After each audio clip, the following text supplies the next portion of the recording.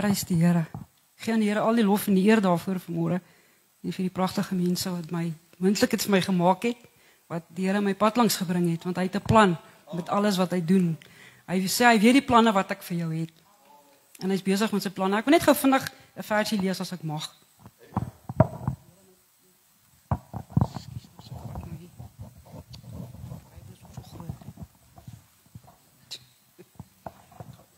Nou alles wat vanoggend nou hier aangaan, het die Here vir my hierdie skrif gegee al 'n week terug. So hy het geweet wat vanmôre hier gaan gebeur.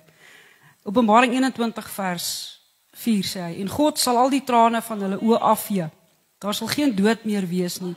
Ook droefheid en geween en moeite sal daar nie meer wees nie, want die eerste dinge het verby gegaan.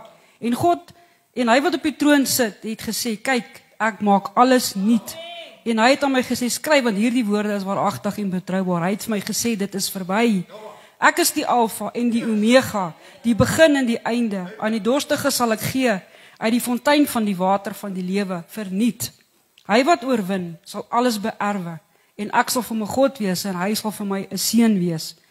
En vers 4 het by my gebly waar die Here gesê het, want die eerste dinge het verbygegaan. Dis ek, Here, wat is die eerste dinge? Hulle moet dan mos tweede dinge ook wees, is dit nie? Maar dit wys die Here vir my, dis droefheid, dis hartseer, dis moeite, dis gesukkel. Alles op hierdie aarde sal verbygaan. Alles is verganklik op hierdie aarde waardeur ons gaan, want ons is nie bestem vir hierdie aarde nie. Ons kinders van God is bestem vir 'n ewige woning wat hy nou gesê het. Hy gaan alles nuut maak. Hy gaan alles nuut maak en hierdie dinge sal verbygaan, maar sy woord sal vir ewig bly staan. Hy is die Alfa en hy is die Omega.